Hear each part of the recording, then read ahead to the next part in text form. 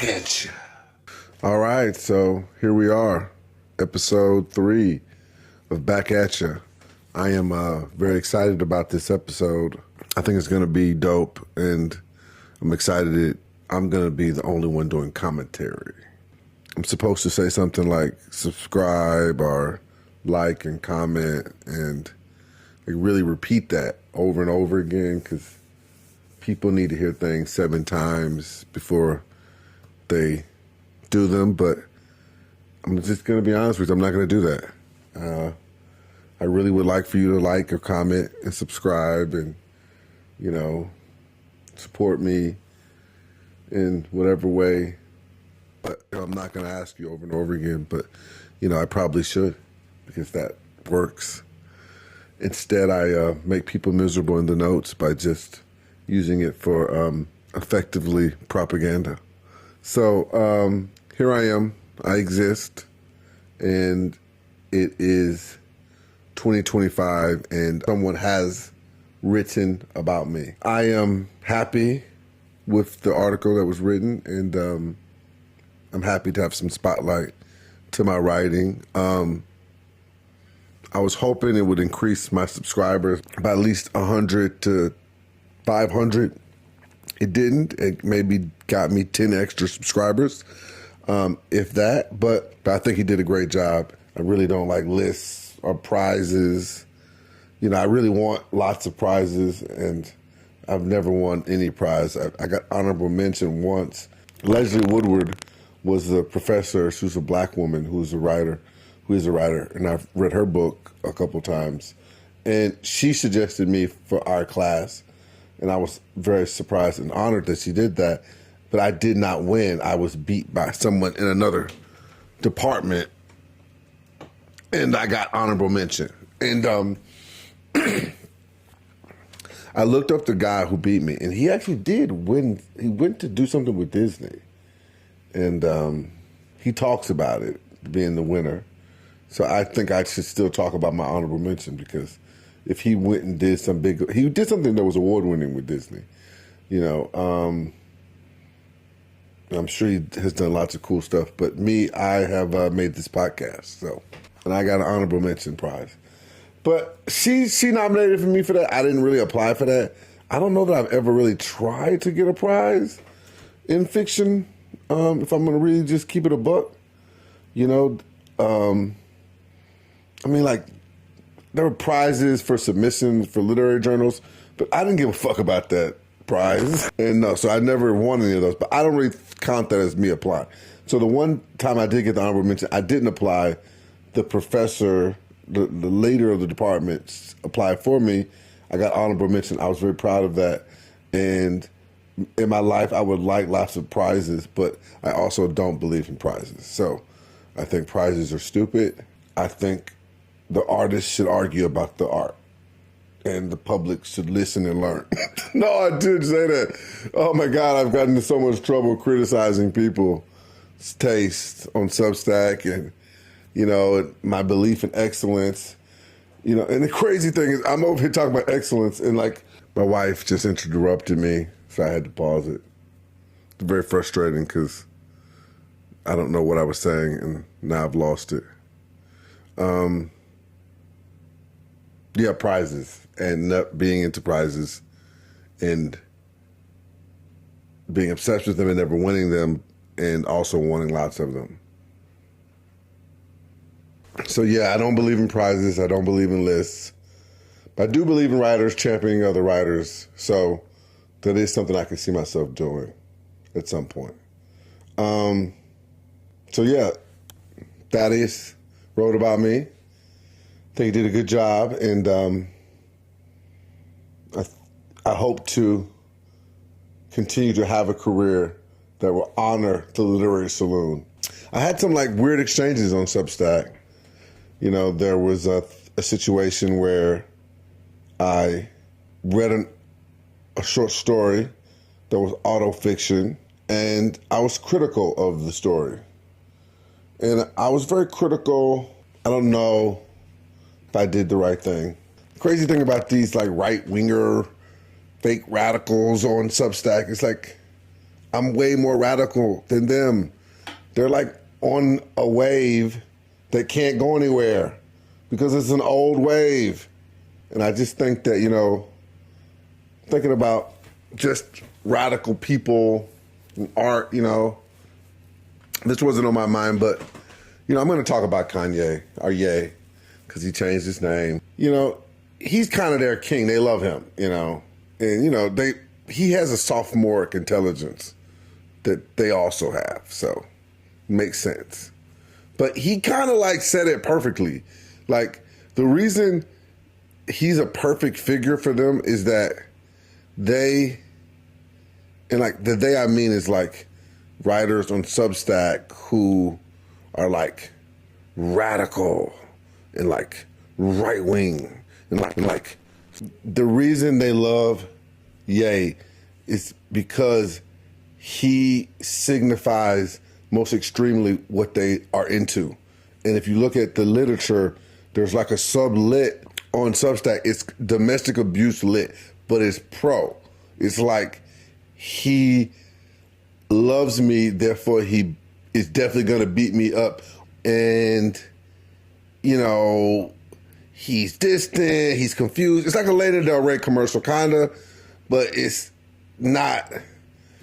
I don't know. I shouldn't be critical. I'm just an old man hating. But also, the domestic violence element, it's not cool, man. The abuse, I get it. If you want to write about toxic relationships, look, I get it. You're young. That shit probably seems super interesting to you.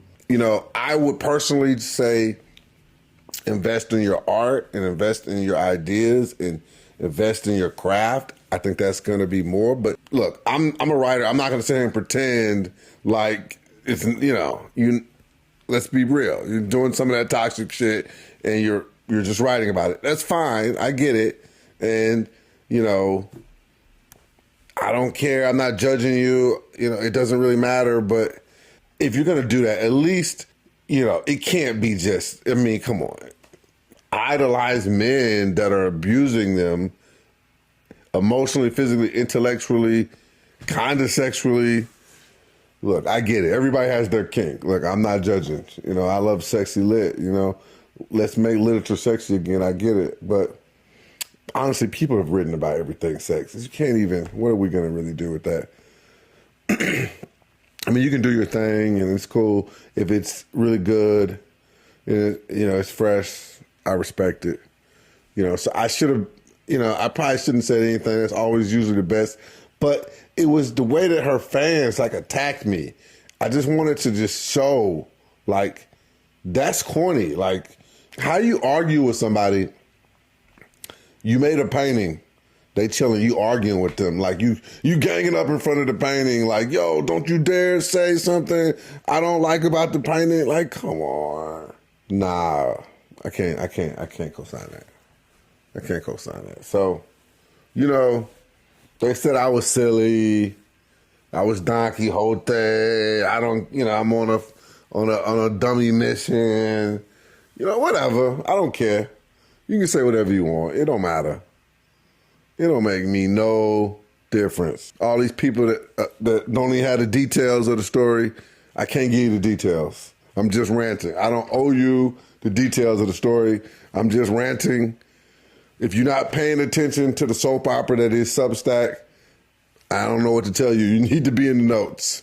Figure it out. I don't know what to tell you, but this is my life now. I am definitely pushing the envelope on Substack because I criticized somebody's story. I am like the real, I was going to say McCoy, but I don't really know exactly what that means. I think that some rebel shit, but now I do want to shout out John T because we're going to do something next Wednesday for all the Substack people. Anybody that supports me, come to Substack. We're going to shout out John T, his story next Wednesday. Try to get it to the top of the fiction list. Oh, man. Next Wednesday, John T. Yeah, so, most people are going to have no idea what I was just talking about and what the context was at all. But I feel so great about that, everything I just said. I feel so good about it. This episode is going to be great. I kind of feel like it's a great opportunity for me to highlight two writers I really respect and admire, and talk about their work that is kind of not in conversation, but also in conversation with each other. Really break them down. I really feel so cool about the images and the images that I have to go with the poems are crazy. I was gonna do read Roses. I read Hopeless on Sundays, so I am hopeless on Sundays, people. To be honest with you, no, I'm not gonna pretend like I am hopeless on Sundays. I'm not. She's obviously a British person, not a black dude from Mississippi, but I'm gonna be reading her poem and I'm gonna be discussing her latest poem, and I have some cool images on top of her poem. And I'm excited, really, to break down I'm going to break her poem down, and then I'm going to read her poem. And then I'm going to go into Rose's, going to read her Untitled. I was reading it, but I got fired because I put a lot of time into reading Hopeless's. I was so excited about that I just did Rose's too quickly. And Rose was like, I love the images. When I played it for her, she was like, yeah, Hopeless is dope. But when I played hers, she was like, I love the images, but no, the voice doesn't work really. You're not pausing the right times. And she was right. And I did pause, but I just cut it. I just be sometimes cutting the pauses. I just be addicted to cutting the pauses. But for her piece, I did it. I did. And I didn't cut a lot on Hopeless's, because I kind of knew to try to let it flow, and because Roses was a more nonfiction prose, I made the mistake of not pausing enough. So she's gonna do it, and I'm gonna layer that. And yeah, let's get into it. Pink Hair and Nosebleeds, a Hope on Sundays poem by Hopeless on Sundays. Secret Library Department Classified Message Center, a Hope on Sunday's poem, Pink Hair and Nosebleeds. On the way back from nowhere, probably hell, and heading only somewhere, probably heaven, hand in hand with a pink-haired goddess I'd met just 8 minutes earlier, loitering outside the Devil's Bar. We swapped sweet cursed kisses and fell beneath fluorescent love lights. Not yet home, I staggered up to a stop. Hey, look, I mouthed in cherried breath, dropped to all fours, and pretend snorted the giant white parking spot lines.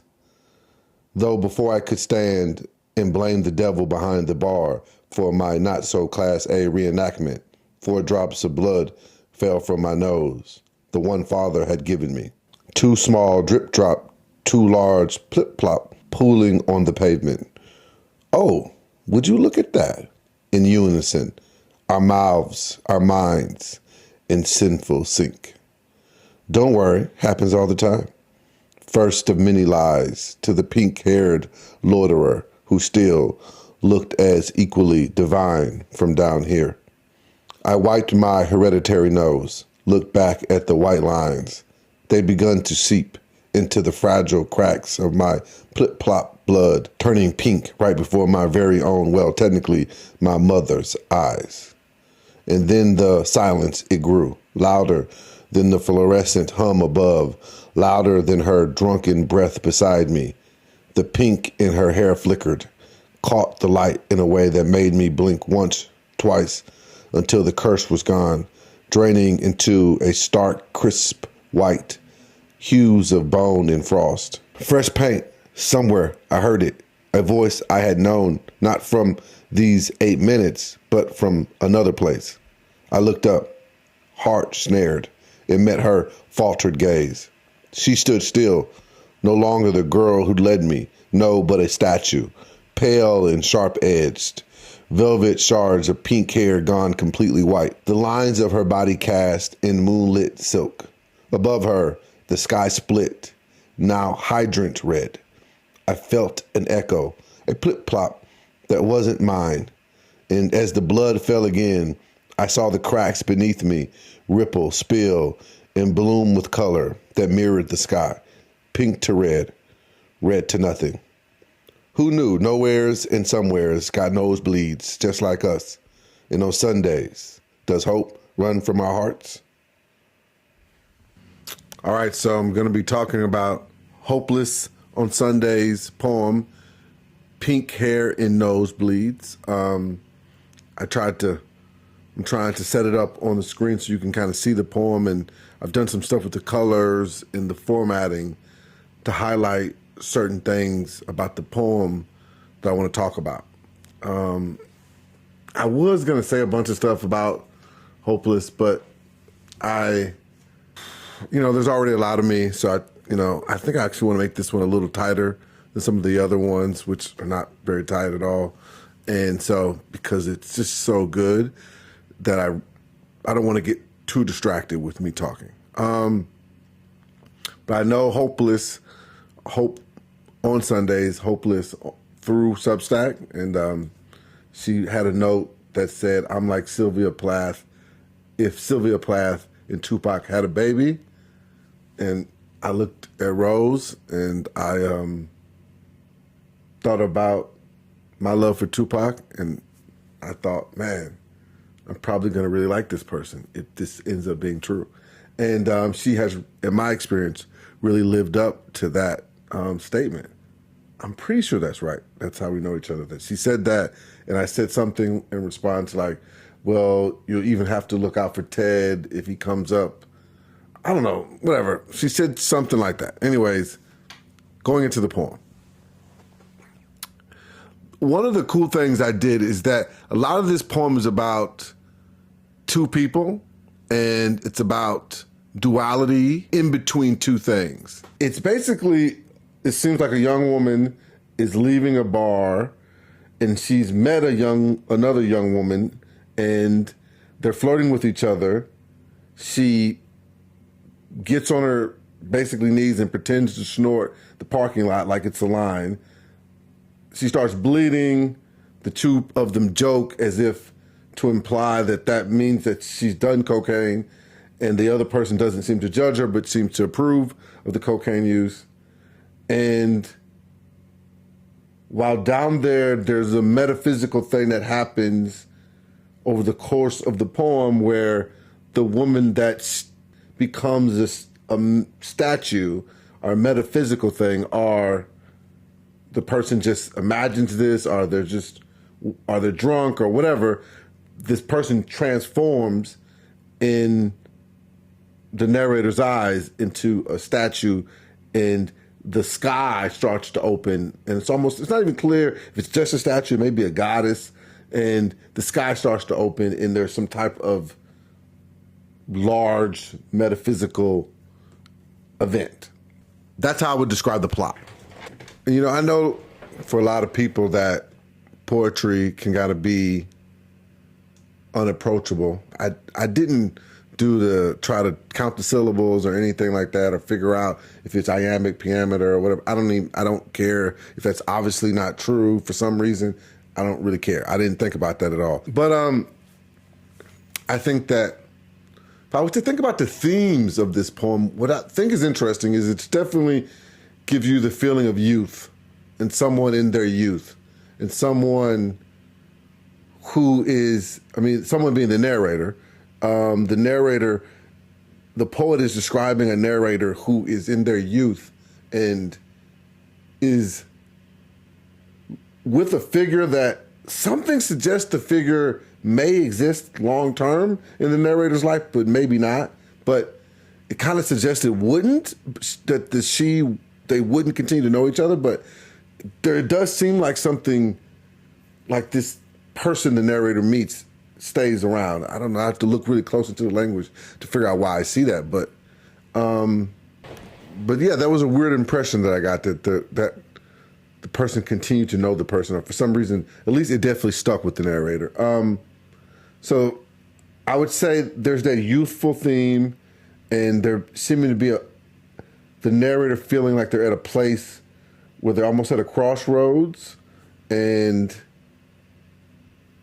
either the relationship to cocaine, or the relationship to carelessness, or the relationship to self-destruction is being explored as a part of the youthfulness of the narrator. And there is something self-destructive often about youth. I think one of the best, it's not really self-destructive, but it's the desire to feel totally free. And, there's a famous line in, I think, War and Peace, where the younger son dies in war very quickly.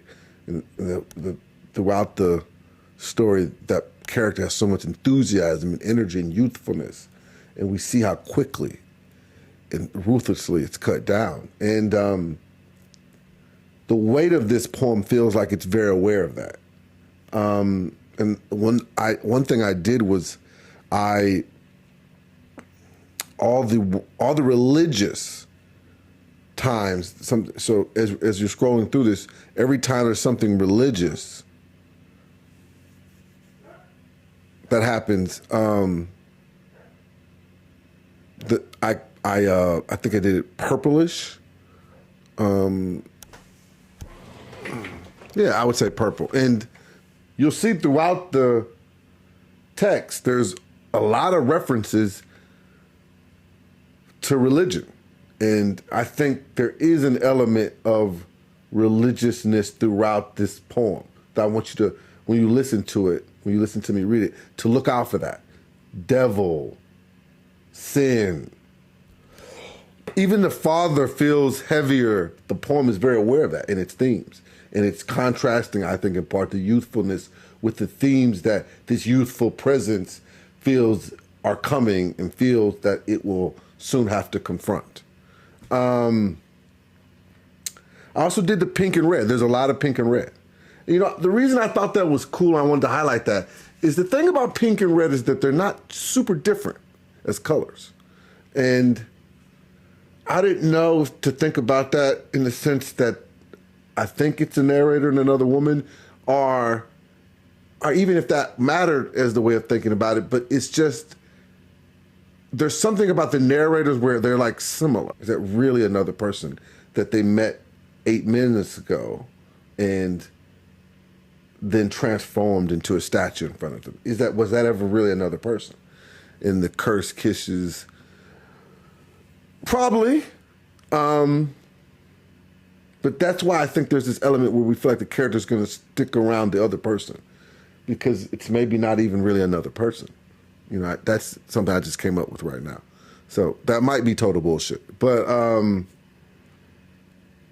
I did think about the pink and red a lot, and that they were similar, and that these two similar colors throughout the poem that I highlight that are just playing with each other. And there's a lot of fluorescent versus the reds, but there's a lot of hints at red that are not direct, the curse. I think thinking of a duality where they're not totally different, or not they're different, but they're not opposites. There's a duality, but they're not opposites. There's a much different, closer relationship between the narrator and the other thing, the person or expression of the narrator's self that are being interacted with. And another place I think that plays out is in the somewhere and nowhere dichotomy in the poem. So where does the poem exist between somewhere and nowhere? Those are two dichotomies that the poem is very interested in. Was place, and where is place? And I mean, it makes sense because the place transforms, right? So we're in a parking lot with two people, and the person's making a joke that seems like it's flirtatious, and suddenly the skies open and the woman that she was flirting with is a statue. That doesn't necessarily seem like an approving statue, but there was a word I looked at. I've now read this poem so many times and looked at it and thought about it. The statue's faltering. She says, "I looked up, heart snared, and met her faltered gaze. She stood still." Why is her gaze faltering? Why is the statue's gaze faltering? So it almost expresses, even within the statue, there's something, it either suggests the statue is also uncertain, or that the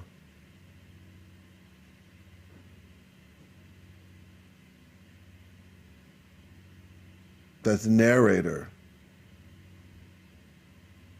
almost isn't worthy and the statue isn't fully able to consider her. I don't know. That I remember going back to this and thinking about this. For a long time, I did not understand the end, but I now totally kind of get the end. And I think I fully understand the poem, but I'm sure Hopeless will tell me I don't get it at all. I love this poem. A few lines I love are my Class A reenactment, the hereditary nose, the eyes, my mother's eyes. Such a beautiful poem. Hydrant red, moonlight silk. The timing of it, the way it plays with time. It has so much voice. This poem has so much voice. This was a little more narrative. I mean, poems are a bunch of different types. She deleted a bunch of poems. Just I think she thought I was looking at them. So regardless, what I would say is that she feels that this poem is not representative of what she's about to drop on Sunday. So she's dropping a poem on Sunday in some flux. And I think she has some additional work that she's going to be dropping this year. And I think she's very excited about it. And she thinks this is light work compared to that. It could be true. I don't think this is the best poem that this person could write. This person could definitely go on to write much better poems than this, but this is an excellent, excellent poem to me. But if Hopeless thinks she can do better, if she has much better than this, I am super excited to consume that poetry, and I hope that you will too. And I just think this person is incredibly talented. So next up is Rose. She's going to read her own piece, and then I'm going to come back after she finishes, and I'm going to just highlight a little bit of her piece. I'm not going to do the full thing like I did with Hope on Sundays. I'm going to do it like a truncated version. I don't think I think it's very complex, but I think, it's not poetry, so it's not as much to interpret. So here we go. Untitled One by Rose Hackman. They said, "Don't take the bus. It's night." They said, "Don't walk home." They said, "Text me when you're in." Later, they said, "You're lucky to make it home safe." Earlier, he said, "I will give you a ride home. Get you home safe." But now here I am in a parking lot. We are by a small wood. Outside, the trees bristle different shades of black. Night light catches on their leaves. By the hundreds, maybe even thousands, they take it in turn to say, "Hello." My eyes shift from up high to the ground to white lines on concrete. White line takes me in. There is something truly brutal about parking lots at night. They are barren, hard and unhelpful, complicit, exposed. I stare back up to the trees, watch them move and take in their whisper. For a precious moment, a part of me exits the car and drifts towards them. They take me in. They are alive. They gently remind me that so am I. The car and its angles are unpleasant. Tomorrow, the parking lot will be full of raucous kids and families with dogs. Young men getting their basketball out the back of the car, tying their shoelaces, joking with friends on the way to the courts. Tonight, it is just us. The whole earth could be empty as far as I could tell. but the trees bore witness. Later, I won't remember events from the inside of the car. I won't remember its sounds. I won't remember my own. I will only remember confinement and harsh edges. Car was in parking lot. Square was in rectangle space carved up by man with white lines. Loudest of all, I will remember the trees and the beautiful shades of black that glimmered in the dark. Later, I will get a dog, a large one, a mutt who will turn into majestic protector with a dark, shiny coat and velvet ears. Later, much later, in a parking lot the other side of the world, the man with a flashlight will leave after majestic protector lifts his head from the back seat. Women will write to me telling me of their own dogs, their guns, their baseball bats. They will write to me and tell me how old they were and how old he was. They will tell me of their own barren parking lots. Male loved ones will confide that their younger selves were also once put in a back seat by a man. Did the trees talk to them too? Sandy writes, she shares scenes of women walking to cars, keys like daggers at the ready, in a once bustling space, now silent and emptied and choked with danger. I interview men for my new project. They tell me we should let men be protectors. Men must be the best of men. Protect us from what? I ask back, almost flatly. It is a question I have asked before. It is a question I have heard cut down by dozens of wonderful feminist women and some men on the internet. The line has become a cliched refrain to my research soundtrack. Protect you from the dangers of other men, the answer comes back, puffed up and proud. The parking lot is man-made. Concrete did not exist there thousands of years ago. White line would not be spray-painted for generations of leaves to come. That the moment of a parenthesis can flip a landing pod for joy into a tight rope over violence is cruel. But that cruelty does not make anything inevitable or preordained. Parking lots were created on no day of the week. Meanwhile, the trees have been talking all along. One line I really liked, my eyes shift from up high to the ground, to white lines on concrete. White line takes me in. You know, I like how she goes from white lines to then white line. And I think that just play and the repetition, but with the subtle shift, makes the reading of it very smooth and compelling. You could almost miss that. And that smoothness sets you up for like the brutality of the parking lot at night, and then the barrenness and the brutal and barren and hard, unhelpful, you know, but then the short staccatos. She's definitely doing a lot of staccato type writing style in this piece, and she actually mentioned that I stole her style in my flash style battle that I won the last one. And it's true, I did kind of steal her style. I actually took another guy's style who's a writer on Substack, but he kind of, I don't know, I think he doesn't like me, so I don't really pay that much attention to him anymore. But I did kind of like steal his style a little bit for the battle, and it was helpful. You know, he is a good writer. I just think he probably finds me annoying because we have very different perspective on things, and I make that very clear. So I like the I won't remember events from inside the car. I won't remember its sound. I won't remember my own.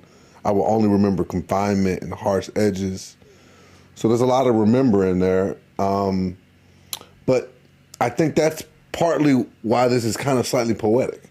And I think that's why it's really profound, is that it uses repetition to create a sense of lull so that these very unpleasant experiences are digestible.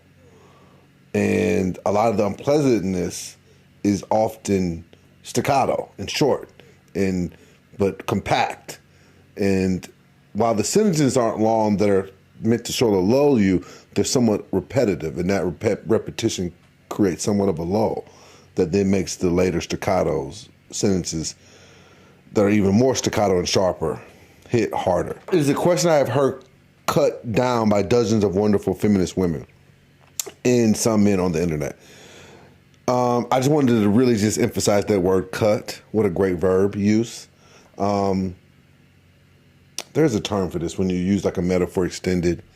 And I forget all my figurative terms. I never knew a lot of them because I got into writing later, like not later in life, I mean in college. I just wasn't I was more into film in high school, but in college when I got super into writing, I just never learned all the names of, you can kind of know all the different things, but not even know the names of them. But anyways, so that cut there is like definitely signifying how aware she is of the tree metaphor and the importance of the tree and the leaves as a metaphor of nature versus sort of negative male harming of whatever natural state exists. Then kind of the big moment, the parking lot is man-made, concrete did not exist there thousands of years ago. White line, she brings back the white line, the parentheses that doesn't close. This is just a great ending. It's a great crescendo for the piece. And, it's a great example of someone dealing with a very difficult and dark subject, but using the quality of the writing and the experience of the writer to really make it almost rousing in a weird way. If you really read it, it allows you to actually feel inspired. All right, so I said at the start that there were going to be two pieces that I would be presenting for you on this third episode, but I actually undersold the free content that I'm giving you, this free, excellent HBO Prestige TV content I am giving you. I have more of it, more prestige. So Magnetic Soldier is another person that's, if you follow backatcha, he was on episode 1, the pilot episode. I actually forget which number he was. I should have known that. I think it's 4. I think it's Sandy, Peter. I can't remember. I think it might be 4. But he has kind of really elevated Substack with his performances. I don't really want to define them. I kind of just want to call them magnetics. His magnetics his pieces are magnificent, and that's why I like to call them the Magnetics. Even though I do think that's a Motown band. Maybe not. They had a lot of bands. People be sleeping on how many bands they had. But he has a piece that he released, The World is on Fire, and I've wanted to create a music video for one of his pieces for a while, so this was a perfect opportunity for me to do that because he has a piece that's doing really well on Some Flux, Volume 2 that's come out. Everyone should check that out. And his piece on there is great as well. The name escapes me. I think it's Street Dreams. It's called Search History. It's called Search History. He also has a piece on Some Flux called Search History, which has a really cool graphic that I love. But he blessed me with an opportunity to share his piece, which is on his Substack, which you should check out. Magnetic S is his name on Substack, and he has a book coming out, and that's the first image you're going to see is the preview for that book. So he has a book coming out. Wait for him. Episode 1, now back for episode 3 with a piece, a magnetic from Magnetic S. And it's called The World is on Fire. And I'm just super excited to be able to create this, this little music video with found footage I was able to get and capture and use to match the kind of themes to the piece. Afterwards, I'm going to come back and talk a little bit about his piece. Don't want to take up too long, but yeah, I have to say a couple things about his piece. I look outside and I see it's cooking. I see the whole world cooking. The whole world is on fire. It's like I don't know how to change my mind. Like, how do I stop crime? But why would I want to stop the crime? Because if it wasn't for crime, my guys would not have a dime or a pot to piss in or a penthouse to live in or a dime piece to share that shit with. I mean, do you want you a bad bitch or a girl that looks so average? I was never too happy with my average. Cause I wanted a 4.0, but I ain't never want to do the work to get one. I just wanted to do the work to get 100 ones and 100 more and 100 more and then like 4. That's the 4 I wanted. 400 in a day, and then I want that every day and non-stop. I want to go to the top, man. And my jacket is top, man. I feel like I look like a writer. I always wondered if my skin was brighter, would I still be a fighter? I don't know. But when I say I'm a fighter, I'm not talking about violence. I mean, I am not accustomed to silence or silencers, cause normally in the hood, we just hear them guns go blow. And you might wonder, what's that sound? Should I be around? Should I stay around? Should I leave my town behind? But wait, is this town named after a white man actually mine? I mean, if diamonds cost so much money and money is the root of all evil, when I put this jewelry on, do I actually shine? Or are we really just blind or behind?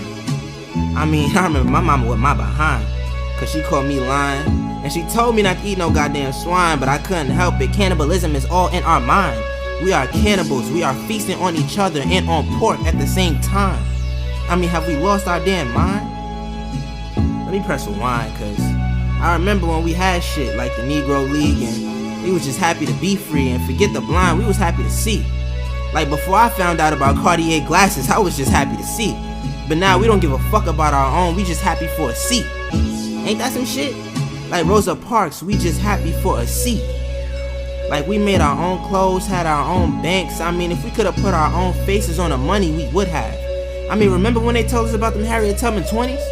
We some damn fools. We was in our own damn schools. I mean, damn, we was a handful. But now for a white man's pantsuit, I might cancel you, nigga. Like if I see you shining with the white man's diamonds, I want that shit. Like, yeah, give me that shit, nigga, come up off that. If I see you with the white man's dollars, I want that shit. You was a damn handful. Now when I go to Chase or HSBC, I'm trying to leave with a motherfucking handful. Do you understand? Because JP Morgan and whoever the fuck HSBC happen to be told me that Ben Franklin's paper is what I need. So I might take Heckler and Koch's 9mm and take my brother's life away so I can get me a piece of that paper. Cause this is the flavor that they savor up here, neighbor. Fuck my neighbor. I never met Rolex, but I want his watch on my wrist for shit show. And I just met Avarice, and she is my new bitch for shit show. Yeah, I'm a handful, alright. I'm a handful. Show you right. Show you right. Is it safe to go out at night?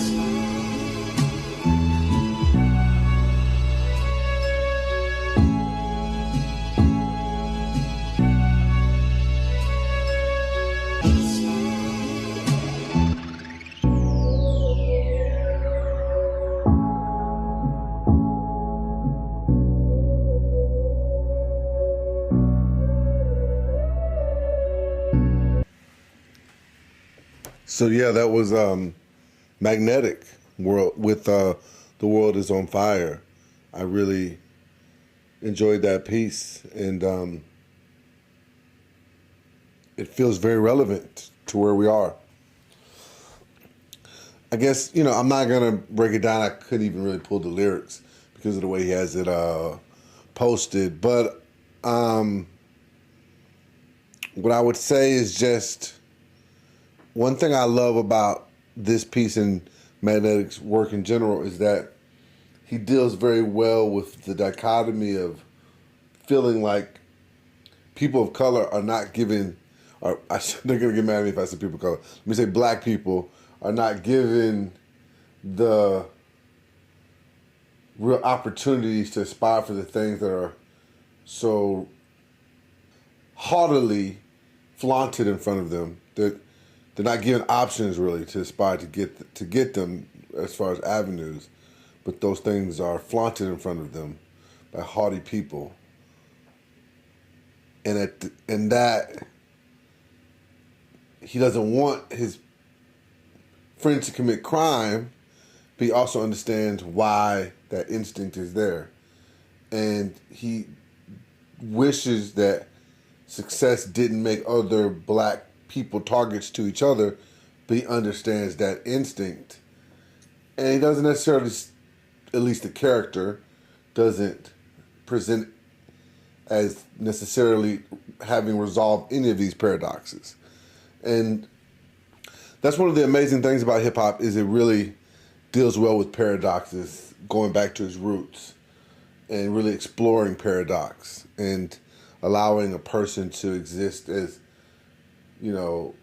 as a paradox. And it's not one thing that has to be on consistent message. And I think it's a balance to make the paradox work, because ultimately you do have to reconcile the paradox. And I think Tupac is a great example of someone who really was able to reconcile the paradox in some of the worst ways and in some of the best ways. So the themes of money being greedy are consistent through it. His work often has a religious element similar to Hopeless. And he very explicitly likes to deal in religious language and, struggling with, again, it's a youthful thing. The struggle to climb and to feel the desire to be on the top versus understanding the importance of God and the distraction that ambition has from godliness. And, I think that makes from great art. And it's just fly. I just think that he does a really good job of presenting the voice of the character, the look of the character. You know how the character dresses. You know how he sounds. You know what it feels like when he walks in a room. You know why you don't want to be in a negotiation with him. You know that you know what his flaws are. You have a feeling of him as a three-dimensional character that you're experiencing in his work. And, it's fly. So I appreciate it. Go back to Black Bottom. I've seen what they can do when that sickness and that hatred takes over. When they said you could have the American dream, Asian, did they mean it? I don't think welcoming us was a part of their agenda. We cannot afford to antagonize these white people any more than we already do. You created history when you bought that house on Garland, Asian. Did you know it? We expecting trouble? I have a guarantee that the police will be right outside to ensure that no one comes near this house. You were just a doctor, so they gathered to ride against your American dream, Asian. Did you feel it? There must be hundreds out there. You made history, and then you were forgotten. Like they forgot when whites rioted. Not Asian. He faced your mob, dared to move into your all-white suburb inside Detroit, when all that was for him was in Black Bottom. Made sense he killed himself when he heard they were taking that away too. How many times did the whites rebel in Detroit? What were they rebelling against, Asian? You saw it up close. How many times before they stopped? It has to stop at some point. Right?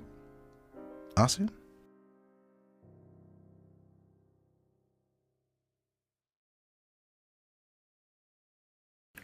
All right, so that was my poem that I wrote as one of the trailers for my movie One Sweet Night, which I critique myself, which, I kind of feel like the only problem with that is that then people watch it with the critique in mind. But honestly, it makes people nicer because, if they read something and they already think this person doesn't think highly of it, they're just more likely to focus on the nice things. Versus every other time I couldn't get anyone to say anything because I think they were worried that they wouldn't say enough because I don't know. But anyways, so ultimately I'm happy with the fact that I wrote what I wrote and, I'm happy with the movie. So, and it's a cool thing to have done. And, yeah, that's the poem. I really love the poem. The poem has my business partner who, he really did an incredible job with reading the words that I wrote in honor of Asian. to make the movie. This is actually the 100th year anniversary of this real incident happening in September. It'll be the 100th year anniversary. And I always thought David did a great job, and I love that trailer. So, So that's the third episode. I really can't lie, yo. I love that episode, and it definitely is my favorite, so far. I love the other ones, but that one, I mean, this is really, I feel like I just took it to another level. I'm just really gonna I'm just gonna have to flex and just say that, there was a question of, what came next after The Hill. Well, excellence, that's what came next. That's what I just gave you guys, excellence. That's what I just gave you, ladies, excellence. I'm putting points on the board. Just check the stats. You can actually check the stats literally. So the points are on the board. And here's another one. I just gave you just the best of the best of the best. And I just showed you how to analyze that shit. And so there should be no more excuses. So let's just really just start. Let's just pick it up. It's 2025. The real news is crazier than any story. So everybody, we just got to keep it interesting. We got to keep it high intellectual. We got to keep it interesting. We got to bring everybody together. We got to be the best. Excellence. That's the Hill turn. The Hill turn is always going to be excellence. It is now time to end the episode, and I really don't even want to end it. I love the episode that much. That's how I'm really feeling about the episode. I'm so in love with the episode. I could probably watch this 1,000 times. You really got to watch this episode. That's really what I want to say to you. Anybody that listens to the podcast, that's cool. On the other two, that's fine. The visuals are cool, but the visuals on this one, they're all multiple layers. Honestly, everybody can't even get the visuals. To get the visuals, you have to have read other works by the people. There's visuals that are connected to other works. Only the creator would get the visuals 100%. You got to go to YouTube. I'm uploading to YouTube, or you got to go to Substack. I know, another social media. I know I get it. Just go to YouTube. Watch it on YouTube. Watch it. Get party and watch this, and it's beautiful. It is it is prestige TV. I'm telling you, you got to watch it on the YouTube. You got to put it on the big screen. You got to put it on the big screen. It's gonna slap on like crazy on the big screen. So I'm just super excited for you guys to get to this. I'm trying to think of what image I'm gonna just use for this moment right now. Like, what should be the image to the next level? I just gave y'all just heat after heat after heat. What should be the image? I don't know. I got to think about that. Just know when you see the end. That's what I came to. But just know that, haters, I love you. Really deep in my heart, all you haters, I love you. I just wish there was more of you. I hate that y'all can see the work without even being forced to subscribe or like or comment. But look, I just want to give it to you. I just want to keep you excited, keep your blood running. One day you'll catch up. So we up 77-0. We're only getting better. So it's like, you guys are playing like JV. It's like varsity JV right now. That's really how I feel. It's varsity JV. It's like, when we going to get to the real game? John Nora, when we going to get to the real game? Free Akula, free the guys. Free Akula, free the guys. Yo, fuck that. When we gonna get to the real game? Because I feel like we up 77-0, John. We're up 77-0. Oh man. So we have a flash style battle. I should really get to something important. We have a flash style battle Saturday, I think 10 a.m. Go to Flash Style, you'll know. Flash Style, you'll know. But Saturday, I think 10 a.m. Magnetic, who you heard earlier today, going against a real hitter, Ray Downs, a real hitter. So it's gonna be something, It's gonna be something, Magnetic don't really care, to be honest with you. So he really can't lose, because I feel like he's just in his bag. Ray Downs gonna be putting on points regardless of what happens. So it's gonna be, interesting in a way, because I feel like both fighters are so established that the stakes are in some way kind of low. So, all right, that's it.